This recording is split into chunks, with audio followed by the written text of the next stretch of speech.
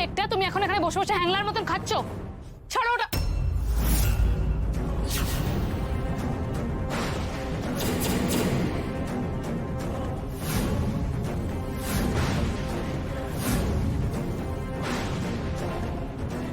মিহির গায়ে যদি একটা আঁচড় লাগে এই হাত আমি কিন্তু ভেঙে দেব। ছাড়ো, লাগছে কিন্তু। ছাড়ছি।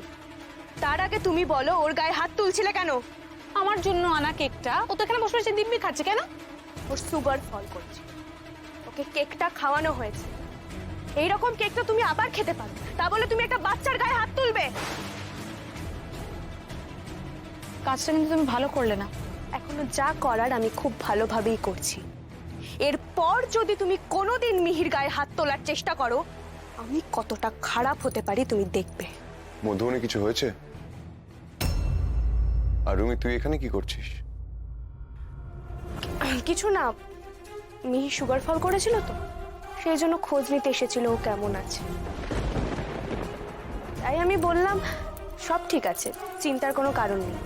আর আমি যেখানে আছি আমি তো মিহির কোনো ক্ষতি হতেই দেব না।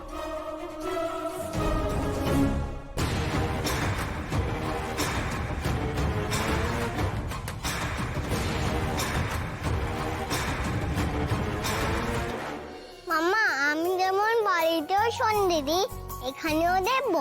না মাম্মা, এখানে নিমকি ঠাম সন্ধে দেবে, আর তুমি হাত জোর করে চুপটি করে বসবে, কেমন?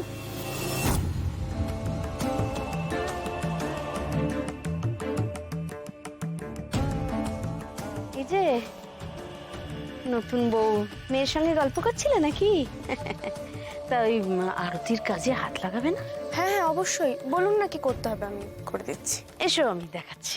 এক মিনিট মাম্মা, আমি একটু পুজোর কাজে যাচ্ছি, তুমি চুপটি হয়ে থাকবে, ভালো মেয়ে হয়ে থাকবে, হ্যাঁ? কিছুতে হাত দেবে না। না না, কিসে আর হাত দেবে, তুমি এসো।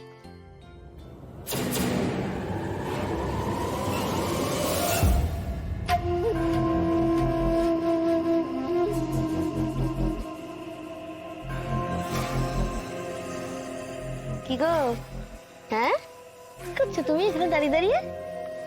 পুজো করবে? পুজো করতে তো চাই, কিন্তু মাম্মা তো বারণ করছে। সে আমি মাম্মাকে ম্যানেজ করে দেবো বুঝিয়ে শুনিয়ে। হ্যাঁ, তা তুমি কিভাবে পুজো করো বাড়িতে? আমি ঠাকুরকে ধূপ দেখাই, ঘন্টা বাজাই আর বাদাম দিই, তারপর নম নম করি। শাক বাজাতে পারি না তো, এটা মাম্মাই বাজিয়ে দেয়। এ বাবা, তুমি ঠাকুরকে বাদাম দাও? আমরা তো চিকেন দিই। ঠাকুর চিকেন খায় নাকি আপা? আমি তো কোনোদিন দিইনি, এলাচ দিদুনও তো বলেনি, মাম্মাও বলেনি।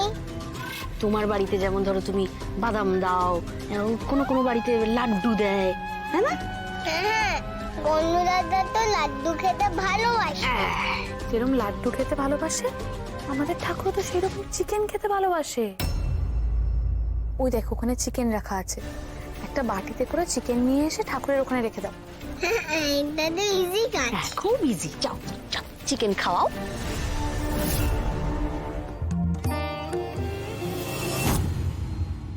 মেয়ে, এবার তোমার নিমকি ঠামের হয়ে গেলেই তুমি সন্ধে দেবে, ঠিক আছে?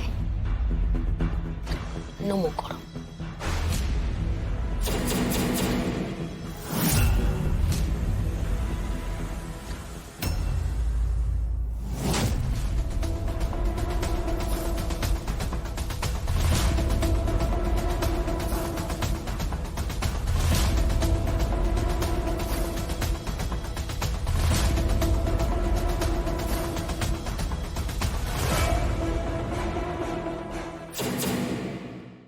ওটাতে কি?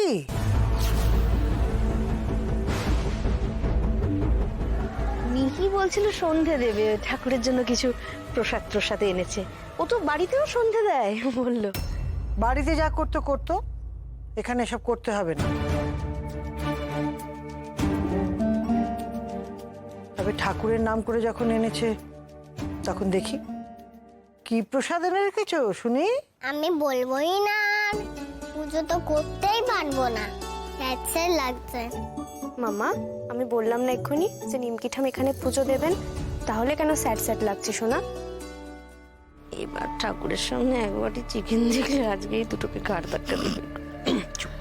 তুমি ওকে পরে জেরা করো, এখন আমি যা বলছি সেটা মাথায় রাখো।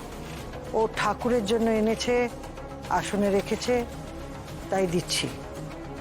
এরপর থেকে যেন এটা না হয়। এই ঠাকুরের জায়গায় এদিক ওদিক আমি একদম সহ্য করতে পারি না।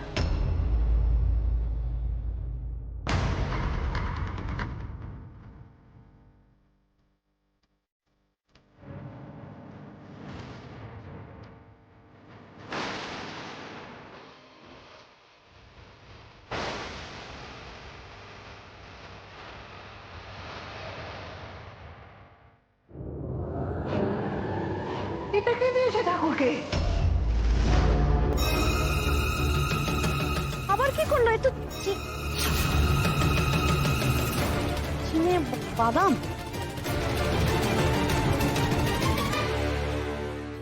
চিকেন দিয়েছিল তো, সেটা চিনে বাদাম কি করে হয়ে গেল? আসলে মিহির তো মিষ্টি খাওয়া বারণ, তাই ওর এলাচ দিদুন ঠাকুরের প্রসাদে মিষ্টি না দিয়ে বাদাম দেন, তাই ও বাদাম দিয়েছে। কত কি যে বিদঘুটে জিনিস দেখতে হবে এখন থেকে, কে জানে বাবা।